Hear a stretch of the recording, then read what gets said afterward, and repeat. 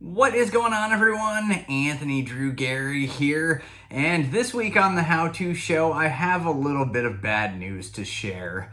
One of my favorite videos that I've ever done, it's actually one of the first videos I ever made, was teaching people about how you can use a website on the web and submit your receipts from Home Depot, and Home Depot would match the 11% rebate from Menards, and they'd send you a gift card. It used to be through the mail, and then it became digital. And I regret to inform you that I tried to do this earlier this year as soon as Menards brought back the 11% rebate for 2024, and Home Depot is not honoring that program at all anymore. The website is still live, but it effectively says you cannot use this anymore. We're not going to give you a gift card in response to you submitting receipts anymore.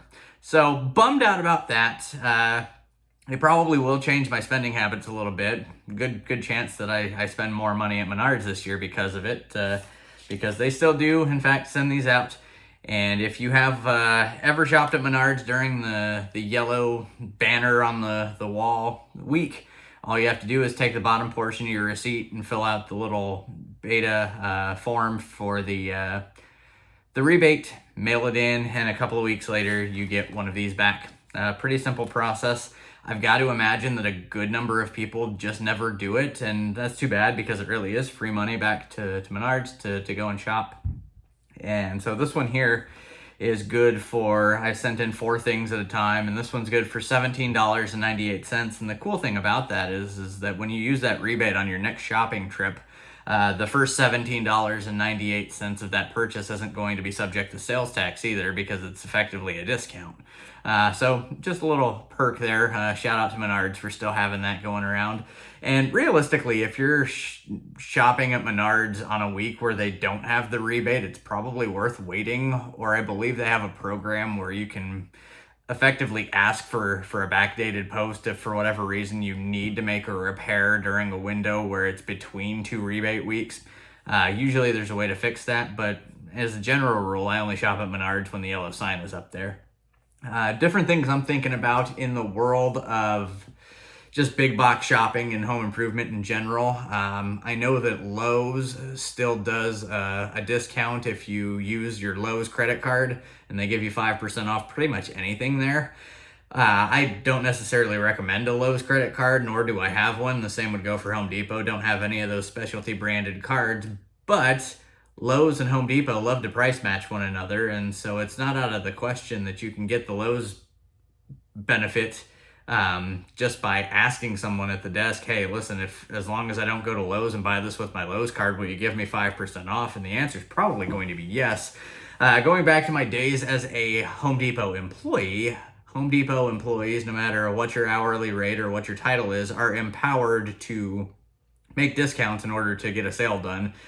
Generally speaking, everybody on the floor is empowered up to $50, and that number may have gone up in years since then. It's been about 11 years since I've worked at Home Depot.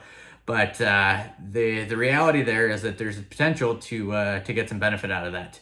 I will tell you, though, if you're shopping at Home Depot, they do not price match Amazon anymore. I think at one point they did, and so they fought me on that a little bit. But there is a case to be made that if they don't price match Amazon, but they price match Lowe's, and Lowe's price matches Amazon, then maybe, I think that's the commutative property, if I go back to math, that they should be price matching Lowe's, which price matches Amazon, and get you to where you need to be.